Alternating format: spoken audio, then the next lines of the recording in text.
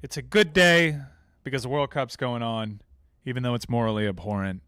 It's also a sad day because RIP the 5 a.m. start time, which ultimately... I think even the 8 a.m. start time is gone now. Ultimately, it's the best thing for me. I was slurring my words today. It's a lot of footy. I only did it twice. I did it on Sunday for the Japan-Costa Rica game, which was a doozy. And I think I did it on the second day of the tournament, but I couldn't bring myself to do the 5 a.m. kickoff too many times. I can't function for a full day and watch the 5 a.m. kickoff. So it's been really hard, and thankfully the pod at the end of the rainbow, the 5 a.m. rainbow, really delivered. But let us start. We'll get to that 3-3 draw. Hugely exciting. A lot of stoppage time goals in that one, and some group stage ramifications for that. But let us lead with the performance we just saw here as we get you prepared for a put the kids to bed game between Portugal and Uruguay coming up in moments. Everybody's excited for what will surely be 0-0 at halftime. But the DraftKings Sportsbook odds on that are astounding.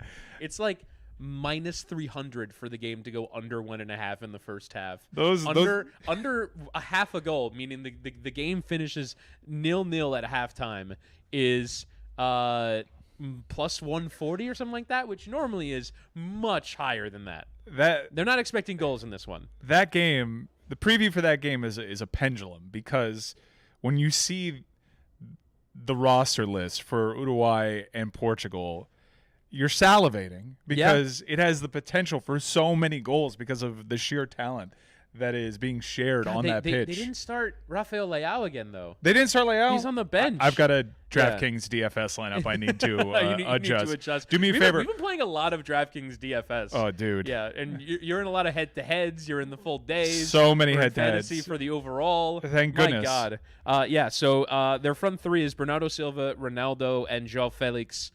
Bruno Fernandes is in front of William Carvalho and Ruben Neves in that midfield. You love doing that. Well, honestly, I'm sort of mad that I let Fernandes go. If you watch this game with Derek Ray, he would call him Bruno Fernandes. So I have a single game for that Uruguay-Portugal game, and I'm going Captain Valverde. Yeah. On form. I thought he was dynamite in that first game. On form, one of the best midfielders Uruguay in the look world. like they're changing shape, by the way. They're moving to a back three. They have 3 center backs in the starting lineup. That's going to be more defensive for them. You would think, this is going to be such a scummy first half. I'm going to lock in that 0-0.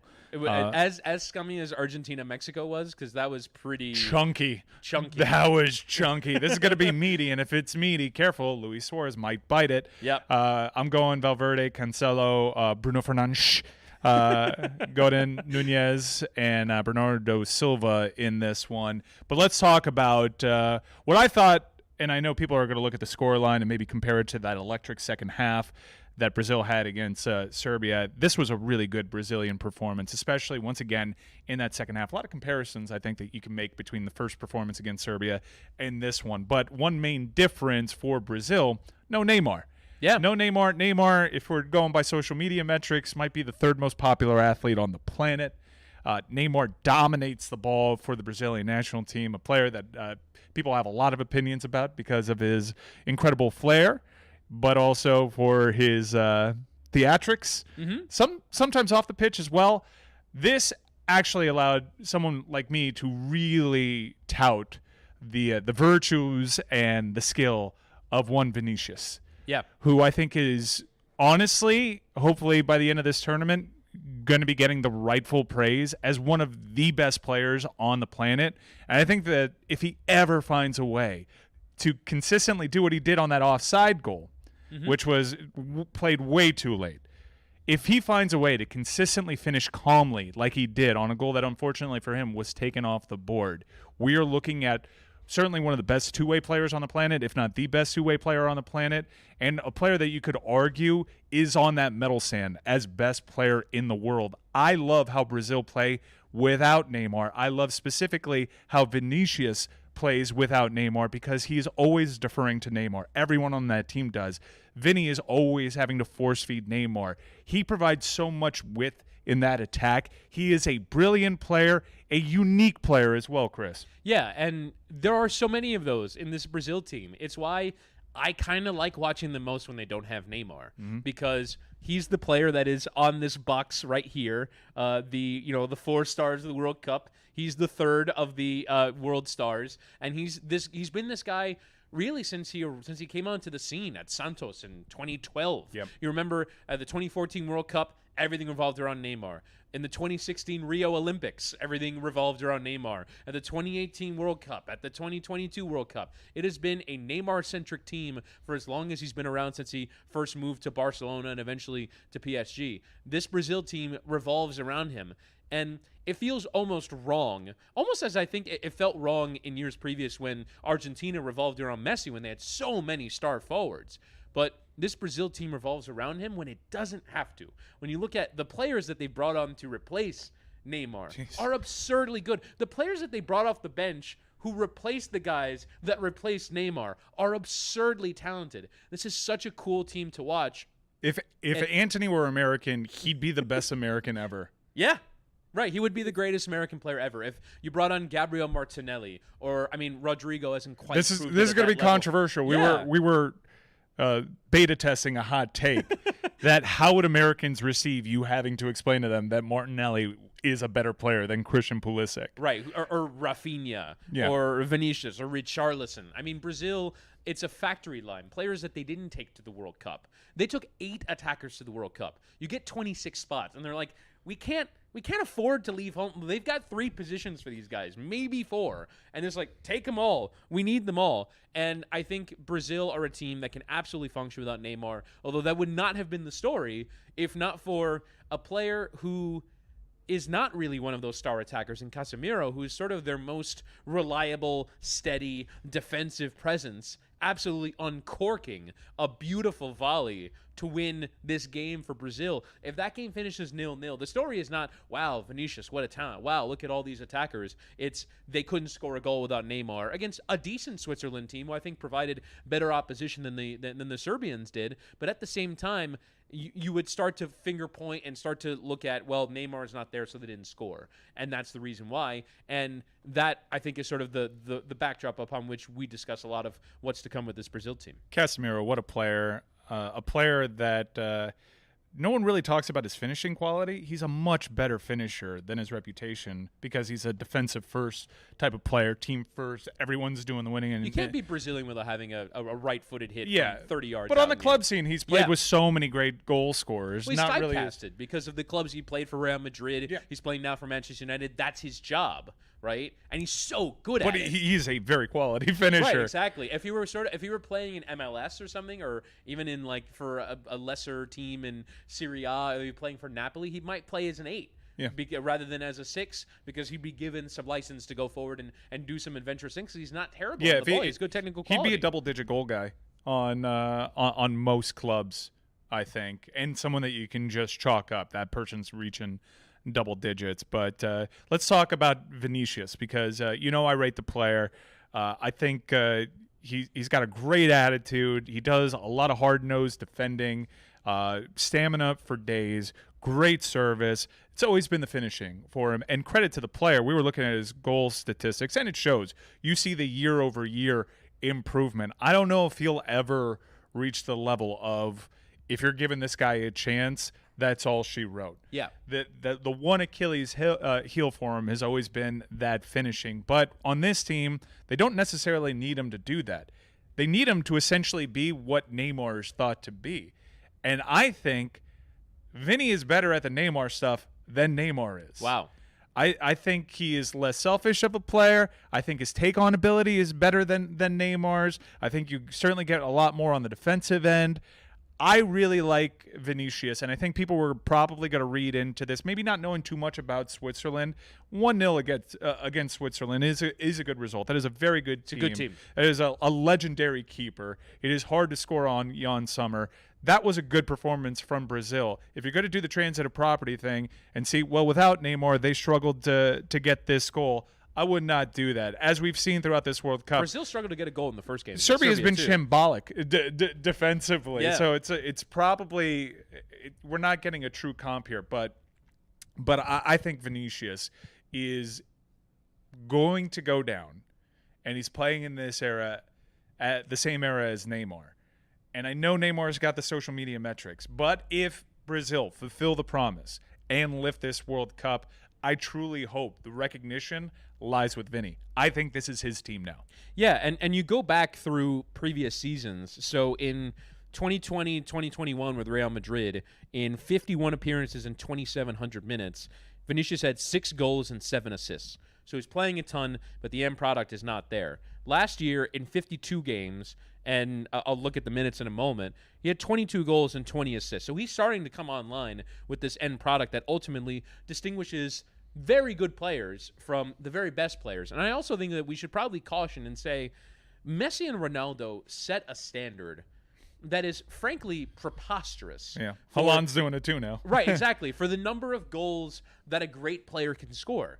I mean, remember that Messi in one season across all competitions accounted for 103 goals. Yeah. Between goals and assists in League, Cup, and Champions League. The greatest mind bleep ever is looking back on strikers that you beloved. Like Didier Drogba is one of my favorite strikers ever. He scored 20 goals once in a season. If you see his goal-scoring record, you'd say he struggles to score more than Vinny. It's ridiculous. Right. So the standard is absurdly high that Messi and Ronaldo have set. But ultimately, this box that I keep referring to as sort of a marketing tool that I think symbolizes what soccer is to Americans and really to most people who jump in for this competition. These are the 3 biggest stars. These are the 3 biggest stars and Christian Pulisic. Yeah, the 3 biggest stars in terms of IG followings too. Right, exactly. And jerseys in world sport. Yeah, like in regardless of sport. I looked up yesterday. Messi has 380 million Instagram followers. Tua has 1 million. just to like compare the two of them, and the Tua played at Alabama. Right. He's the Miami Dolphins. He's the guy that's talked about on First. Neymar transcends the sport. Correct. Neymar transcends the sport, and I think on using history as our guide, it's not a great offense. This is going to sound hot takey, but he falls well short of guys like Messi and Ronaldo. These are all-time greats. See, the thing with Neymar though, he's fat. I think from a talent perspective, he doesn't fall short. I just think he's a player whose career has gone down a path where, first off, he was playing with Messi. And so, I mean, Messi is still the #1 in Barcelona. He tries to create his own thing, but similar to how, like, you sort of like to feel good about how LeBron had to sort of import bits of heat culture to his future stops. Neymar didn't realize sort of what he had to create for himself at a new club. He basically went to a club where they'd kind of let him F off and go to Brazil for 2 weeks to heal an injury and go do his thing. Bad culture over at PSG. The stars are running the show. Correct. And Neymar runs the stars running the show. Yeah, and Mbappe's taken all that leeway that he's been given, seeing what his teammates get away with. So playing in the French league, which is the 5th best league in Europe, and that's a very nice way to say Farmers League. Right. And playing for a team that has not succeeded in the Champions League has not allowed him to prove himself as the talent that he is. He doesn't expect to, and he doesn't expect himself to play well every single week in the way that Messi and Ronaldo when you're in that class and you decide to make the move for PSG at that point in his career, considering he was younger, you've put yourself into a situation where it's Champions League or bust for one of the clubs that are going to routinely disappoint you when it comes to Champions League or bust. That's been the mentality there for 10 years. And the thing is like, you are not measured by what you do every week when you play in France, because it's just not a good enough league. So you're measured on what you do 12 games a year. And when that doesn't meet a high enough bar, remember they made the Champions League final in 2020 in the COVID season, but he hasn't performed at a high enough level to where he's considered as a Messi and Ronaldo consistent type performer. But I think he's talented enough to do so. He just didn't play his career with the right habits and playing to a high enough standard every week. Is this Vinny's team? I still think that like a lot of this stuff doesn't necessarily depend on what you do on the field. It's sort of the marketing machine behind it. And I wonder, like, when does Vinicius Jr. become that level of player? And this is, by the way, a player who is sort of anointed. Real Madrid went and bought him because they were not going to lose out on Neymar again, is essentially what happened. Is that Barcelona got to Neymar first. And so, like, whoever is 17 years old and everyone says is the best Brazilian attacker, we're signing that person, whatever it costs. We're seeing that right now with, was it Endrick? We're seeing that right now. No one wants to miss out. Like whoever is like the best 17-year-old Brazilian will get hyped like this. So Vinicius was next, and Real Madrid paid $40 million for him when he was 17 and not even allowed to move to Europe yet, because you can't move to Europe until you're 18 years old. So he's been anointed as such, and we see this enormous talent on the wing, 1v1. Neymar looks totally different from when we first started watching him. Yeah, like he was a boy. Right. He was a little boy. Right, he was a little boy, and now, I mean, frankly, he doesn't keep himself in the best physical condition. No, that's that's another thing that came with the decision to go to PSG. Everybody knows, like, it's a lifestyle thing. Neymar is not shy about partying. If you follow, plenty of models go post from parties that are thrown by Neymar. He's just not as serious about this as Messi and Ronaldo, which is funny because he went to Paris, at least in part, to try and win the Ballon d'Or, which is the individual best player in the world award that's given out every year. But Vinicius sort of was anointed as such, and he's got these enormous talents. You mentioned he plays so wide, and he's so threatening out wide because he's got the pace, he's got the skill to go beyond anybody. Right. No right back wants to face him. No. And so how do you turn that into 30 to 35 goals, 20 to 25 assists every year, and look like this on the world stage? He showed bits of it in that second half, and based off the size of Neymar's ankle, he's going to get a few more chances to show it because we know Brazil are going to go through to the knockout rounds, and maybe this is the tournament that he announces himself. Frankly, as much as soccer has enormous stars, this World Cup has the chance to create the next one. Because it's been Messi and Ronaldo and Neymar for 4 World Cups now. And it's for 2026, the American World Cup will be the first one that it's sort of a new generation of guys. And I kind of can't wait to see who those guys are going to be. Yeah, you can make an argument for Ferran Torres, Musiala from Germany. It certainly has a high ceiling. For me, I think it's Vinicius. I think it's his time, and it'll be interesting to see when Neymar, because obviously Brazil is expected to go far in this tournament. We think Neymar is going to make a reintroduction into this lineup. How much does that impede Brazil, or does it just open them up more? For me, through two matches, and I know the defending world champs are the only other 2-0 team, but Brazil is worthy of the hype. Brazil is looking like an eventual champion here. Even if Neymar doesn't return, I like their chances. They're terrific. And also, shout-outs to Thiago Silva, who is a legend, greatest center back of his generation, still super solid in defense as they get another clean sheet here. That entire back line, Sandro was really good today, I thought. Prevented Switzerland from getting – there was a good, tasty ball into the box. Sandro comes flying in from out of nowhere, makes a beautiful diving – sliding attempt to clear the ball. This is such a loaded Brazilian team. They're really fun to watch too, and immensely more likable once Neymar's not on that pitch. Immensely. I saw Vinny bossing that game, and I was falling in love with Brazil. Yeah, and that's another thing too that Neymar has working against them. The antics that he pulls on the field with the flopping. I know he's kind of softened that somewhat. Also, part of it is he's just not as visible because he's playing with PSG, and you're not going to tune into them week in and week out. I just love watching this Brazilian team without Neymar, and I'm going to relish in the opportunity to do so. Yeah, and that ankle injury does not look good. I think if it were the club season, certainly in Paris. Yeah. In Paris, they would say, you would look at it and go, that's a 4 to 6 week injury, and he missed 8 weeks because he would take some time in Brazil. But I think in a normal situation, he wouldn't even be, probably wouldn't even be potential for him to come back. But this is sort of, Neymar defines his career by Champions League knockout tournaments and by World Cup knockout tournaments. So you know he's going to try and work his way back into that team. And the thing that is sort of inseparable is how much can Neymar separate himself from his individual role within Brazil as this, player who the marketing machine is built around, who the system is built around during normal times, and just being a player. I kind of wanted Neymar to just be a player in that Brazil team for a long time because they have such a ludicrous amount of talent. And actually, if you look at, so Neymar comes out, they move to a different system a little bit. In the first game, it was Casemiro and Lucas Paquetá in behind that front four that included Neymar. Without Neymar, I don't think they feel the need to surround the attack with yet another attacker. And so they bring Fred in along with Casemiro, and Paquetá can play a little bit further forward. And so there's more balance in the team when he's there. I think they can be better. Look, ultimately we might be taking a little bit too much out of a 1-0 victory over Switzerland for Brazil. This is a team that did not lose in South American World Cup qualifying. They didn't lose in South American World Cup qualifying after match day 6 back in the 2018 cycle.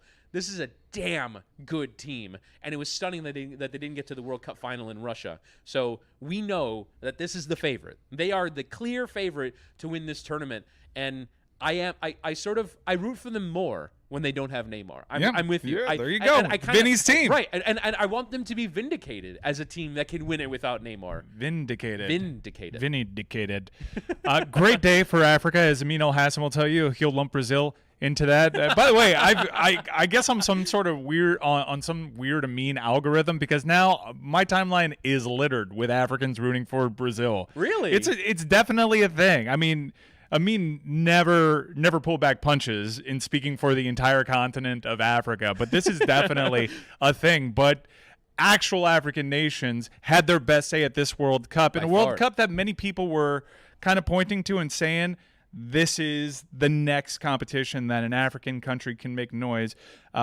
These countries seemingly coming back from the dead. A really good performance, I thought, from Ghana, but some guts in that 5 a.m. window. And for Serbia, what a disappointment so far in this World Cup, especially defensively. Huge. You give up the first goal, which is, obviously, Cameroon has some quality in their team, and it's not completely unexpected. But then Serbia did what they had to do. 2 goals in first half stoppage time, a goal coming out of the second half. Those are the windows that everyone says, you want to score before the half, you want to score after halftime. And Milinkovic-Savic scores a great second goal. Mitrovic at the end of a brilliant team move that normally you don't see the kind of composure that we saw, and I want to get the guy's name right, from Andrija Zivkovic. He's the right winger, or the right wing back for Serbia. Comes in down the right wing, comes into the area. Normally you cut inside of your defender and try and shoot. The goalkeeper rushes out to him, which, by the way, we should get to the Cameroonian goalkeeping situation because it is interesting. But so this winger cuts inside, and instead of going at the keeper and trying to chip over him, plays another pass, which Alexander Mitrovic almost isn't even expecting, but instinctually knows to swing through it with his right foot, scores a great goal. But then Cameroon comes back into the game from 3-1 down, and today was the day. With a snap of a finger, by the way. Right. And it was a thunderclap of Brazilians. Today was the day of 2 goal comebacks, because we'll get to the Ghana game against South Korea later, but Vincent Boubacar and then Eric Maxim Choupo-Moting getting goals. And we know that Cameroon and Senegal, they've got, even Ghana, they've got some good players that play at a high level. Eric Maxim Choupo-Moting has been trusted in Champions League finals by Bayern Munich, which they won. So we know they've got good players, but it's all about delivering upon that potential. The Cameroonian coach, Rigobert Song, was going to come under some huge criticism for his decision to bench and, frankly, send home Andre Onana from this tournament. That was really disappointing to see. Yeah. I don't know whose fault that is, but the player's got to stick around. I'm comfortable blaming the player. I know that it's hugely embarrassing, and Onana's a talent, and if we were handpicking keeper number 1, I think everybody watching this that's familiar with the game would say he's deserving of that title, but they play a different style.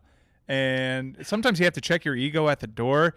It's just a shame, because if you look back at previous World Cups, and I don't mean to lump in all the African nations together, but it's just an unfortunate thing that there's usually this drama surrounding the football associations, because there's been really bad instances of football associations taking advantage of the players, and they just can't escape this circus atmosphere. And for once, they're starting to get more and more respect as reputable fixtures here in the World Cup, and yet now another storyline that kind of taints what should have been an incredible story for Cameroon. Yeah, and especially today, coming from behind in some ways. I mean, the goalkeeper didn't cover himself in glory. We should say his name, Devis Ipasiu, plays his club football in Saudi Arabia. And again, Andre Onana, the usual starting keeper for Cameroon, plays for Ajax, who are one of the biggest clubs in the world. He was going to be playing for a bigger club, but he got that performance-enhancing scandal. Yeah. So this is a great goalkeeper. And so, and you're right. There are sort of big time stories they involve other countries. Yeah. But like you think, for example, France had a disastrous World Cup in South Africa. But even you with Morocco at this tournament, the manager previously had an issue with Hakim Ziyech their star winger, and Hakim Ziyech retired from international football. And then they fired the manager, and now he's back and playing again for Morocco. They fired the manager due to peer pressure from Moroccan supporters that had been begging for Hakim Ziyech to be in that squad. Right. I heard an interview with the Moroccan manager asked specifically about Hakim Ziyech, and he was saying this is a player that just needs love. You have to coddle him a little bit more, but once he is on board with the plan and he knows that you respect his all-world talent, because in the attack he doesn't get nearly enough the opportunity to display this for Chelsea, to my personal frustration, because I think that's the best left foot in the game, and I'll fight you for that. Hakim Ziyech has a beautiful special quality about him, and it's residing in that left boot. He finally comes back into the fold on the national team, and you see him kind of be of a galvanizing personality type. And the manager says Ziyech will die for you if he knows that you can get down with him on that personal level. And it was a great job by the Moroccan Football Federation to fix that, because I can't imagine that stunning upset that they had over Belgium without Hakim Ziyech there. But getting back to the Cameroon situation, it's that is sort of the fine balance. It's between where do you like? You I had to force in my Ziyech takes because we weren't on the air yesterday. I just want to see him playing more for Chelsea. No, I mean, it's sort of an interesting sort of counterexample, because for Cameroon, it's check your ego at the door. But in some ways, your job as national team manager is to be a personalities guy and manage people, because you're ultimately not going to have a ton of time to train with players and to figure out, like, let's work out these incredibly complex systems. Let's file that one away tomorrow for Greg Berhalter, by the way. Like Andre Onana is your goalkeeper. You sort of start from there. It's not like fit into what I'm doing. Is you sort of start. For me, with it's the first name on the team sheet. Right. Exactly. How do you botch this? Right. And so how do you botch this in a competition where you're going to need a special goalkeeping performance? Yeah. We saw if Thibaut was on his game against Morocco, maybe they're not rioting in the streets of Belgium. He just had a bad day and he wasn't special. If you're special, you become a national hero and have a Rolls Royce waiting for you. We've seen that. If South Japan didn't get a special World Cup keeping performance in that second game, it's a difference between you becoming a legend in the eyes of your country or just being a huge flop. And that is a very risky proposition. Granted, the team battled back, but let's not mince words. This was still a draw in which they gave up 3 goals. Yeah. I think that's a flub by everybody involved. It's a shame, because this was a year that they could have probably gotten out of that group. I know I don't believe they're dead. I know it's the final day of the 5 a.m. games, and all the permutations are a little fuzzy in my mind. But I think everybody's kind of alive. Yeah, so Cameroon and Serbia entered the game without any points, so they both get 1. The problem with Cameroon is that they play Brazil. Right. Yeah. So, I mean, ultimately, they needed to win that and get a huge amount of help elsewhere. I don't even know what kind of help. It's a nice story, but they're done. Right. And then Switzerland plays Serbia. If Switzerland win and Cameroon doesn't, they'll get through. Switzerland win no matter what, they get through as either the second or first place team in that group. But I think Cameroon. It was a great game though. Yeah. I mean, the early game. Serbia's in a must-win scenario against a stingy defensive opponent. That's sort of I guess Switzerland is in a must-not-lose situation. Yeah. I guess we'll see how they handle that. Right. Now, Switzerland knowing that they have to set out defensively as opposed to what they do normally. Yeah. I guess they're a really difficult team to break down. Credit to them. It doesn't matter who dons that shirt. Even Vinicius is going to have a difficult time trying to break them down. It's a murderer's row of talent that Brazil have. I know we're kind of all over the place, but that Brazilian performance, it's just an embarrassment of riches. And I've really wanted the opportunity to discuss Brazil because of holidays, we haven't really had the chance to really crack that one open. And the Neymar injury is certainly a game changer for this entire tournament. All right, so we've got one more big match for the day. For those watching live on YouTube, youtube.com/LeBatard and Friends, let's do a slight preview of the big one. You don't want to review South Korea Ghana first? Oh yeah, South Korea Ghana was happening during the show. I'm sorry, that is a huge dub for Ghana. Iñaki is a really wait, did I just make him one of my fronton players over at Dania Highlight? His name is indeed Iñaki. Yeah, Williams. but I think I also have a front court player. Ikeda. There's an Iñaki out there somewhere too. He's on the scouting reports. Iñaki, whose brother I believe plays for Spain. So it's a family that fled. I believe it was Ghana. and they landed in Spain, and they landed actually in the Basque region of Spain. There's a club there that they only field players from that area of the world. And so they don't bring in any other Spanish players, and they don't bring in any international. It's just players who are from this area of Spain. And so the brothers Williams play for them. And Iñaki wanted to represent Ghana, and his brother Nico represented Spain yesterday in their game against Germany. So the brothers are there. Iñaki was there, but really, you talk about breakout stars and someone who could be the future. Mohamed Kudus, who plays for Ghana, scores 2 goals today, and is one of those players where Ajax did it again.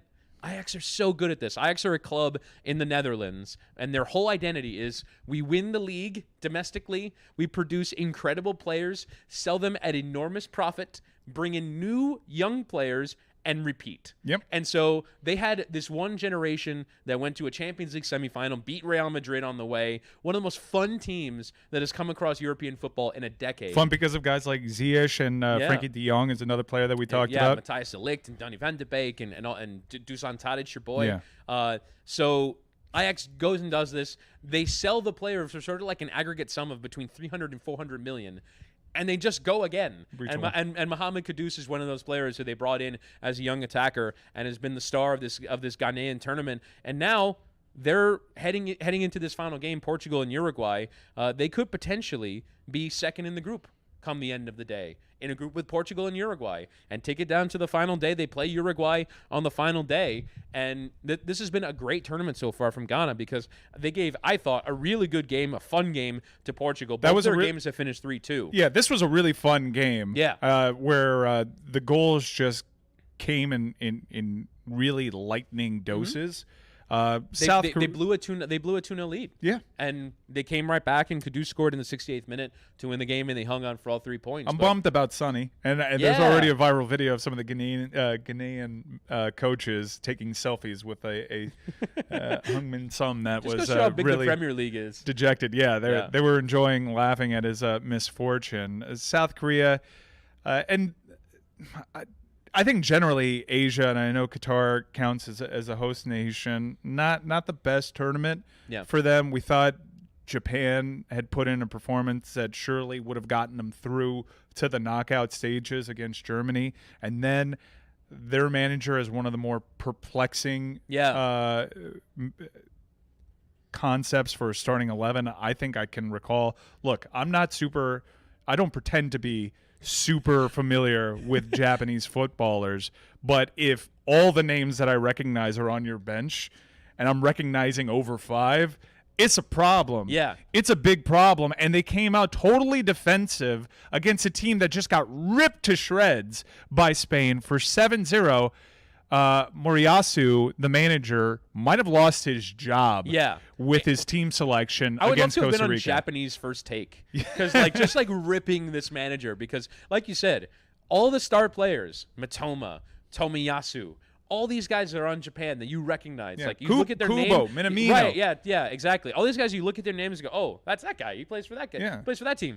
They're all on the bench. Yeah. And even players that you don't recognize, that you recognize because of the match against Germany, you're like, wow, that person put in a good shift. Seemingly not available. And they lost to Costa Rica. Doan was the only guy that really flashed against Germany that ended up in the starting 11. It was just puzzling. Right. It made me think, surely these guys aren't fit. No, but totally fine. But they were taking Costa Rica lightly. Mm-hmm. And I thought Landon Donovan made a great point on the broadcast. Like, you can't take teams at the World Cup lightly. No. And I know that CONCACAF has at times sucked. Costa Rica was embarrassing against Spain. But you can't take teams lightly. So for Asia, it's the World Cup. For Asia, you thought Japan, Korea, especially after that Saudi Arabia performance, maybe they would hold it up. This is an Asian World Cup. I know it's in the Middle East, but this is an Asian World Cup. And if you look back to 2002, the Asian clubs had a great run. You had Ghana's run in South Africa in 2010. Usually, if you're the host continent, you have a team that you can be really proud of and earmark as someone that's going to have a deep run. It felt like Japan was going to be that. A lot of people, because Son is such a superstar for Tottenham Hotspur, and because their group was hotly contested, they thought they might have enough. It's a bummer to see the effort they've put forth so far. That is a devastating result. But for Ghana, I'm really excited because there are some players that are really growing up in front of our very yeah, and I'm really enjoying to see how that group shakes out. Let's talk about Portugal, Uruguay for the live viewers right now that are eagerly anticipating that one. If you were looking at all the group stage matches, that was certainly a top 3 matchup before the tournament. We were really excited when we saw these teams get put in the same group. This is going to be a rock fight, no? Yes. Yeah, and that's the thing, right, is you look at the talent, and you're like, wow, this should be a really fun, entertaining game. It looks like an all-star game. Right, and that's just not the style these teams play. And to some frustration, certainly in Portugal's case.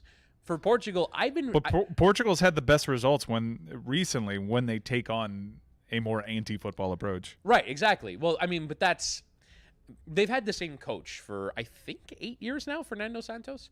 And they won the Euros in 2016 despite playing hideous soccer. I think they might have won one game in getting to the final. It was like a Greek-type run. Correct. Where it was penalties, it was extra time. I think they won one game in the 90s. Ronaldo wasn't even available. Correct me if I'm wrong. He got injured early in the final. Yeah, Ronaldo wasn't available to them, and it was just, we'll keep marching. Not essential. Goals not really essential to what it is we're trying to do here. I mean, at that time, it was sort of understandable because they didn't have the generation of players that they have now.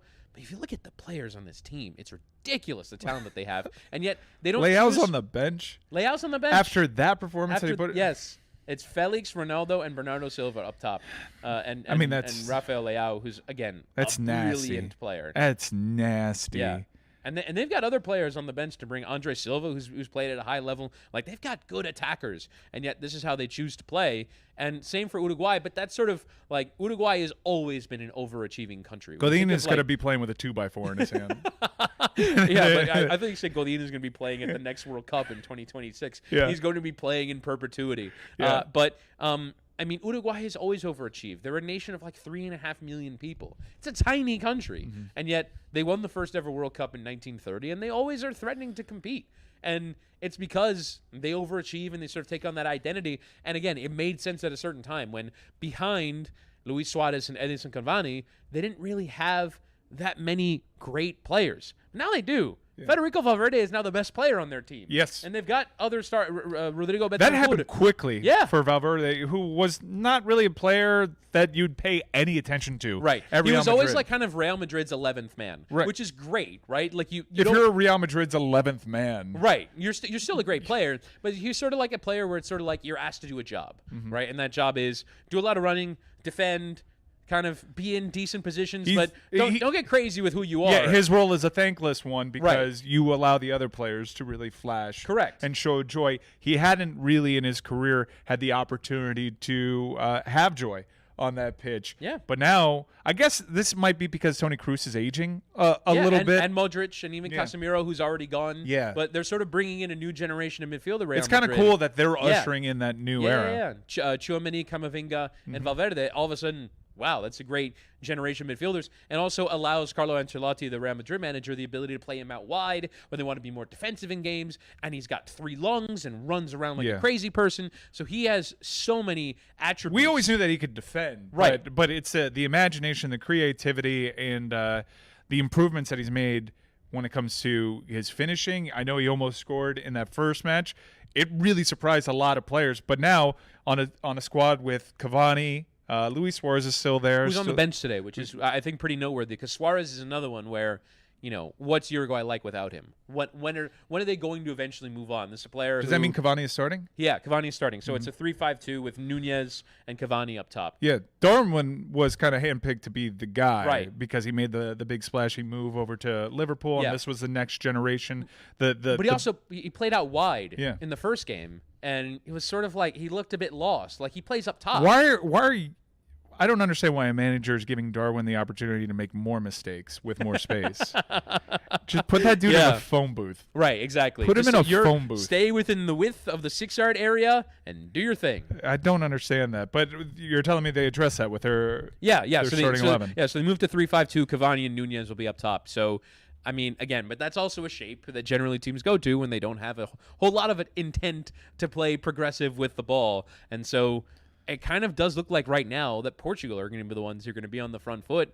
And I don't know how comfortable they are in that role, or are both teams going to kind of say, you have the ball, no, you have the ball, no, you have the ball, and we end up with a hideous 0-0, or we're going to see some shithousery where both teams are kicking each other and the referee has to get involved. My inclination is to think that this game will be ugly and bad.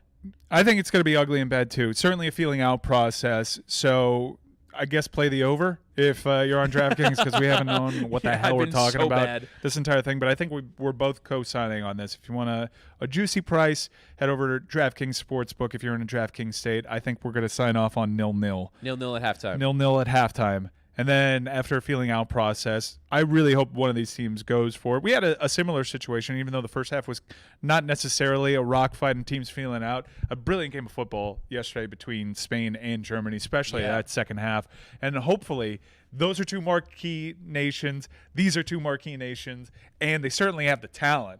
There's a level playing field when it comes to talent. I'd like to see these players express themselves. But I think given where they are, given the reality of this group, while we were all excited for this matchup, we also all had it pegged for a draw. I think this one ends up being that too, because they don't necessarily need to come away with anything other than that. For the loser, though, they could really run into problems. Yeah. So Uruguay right now, early on, 1 point.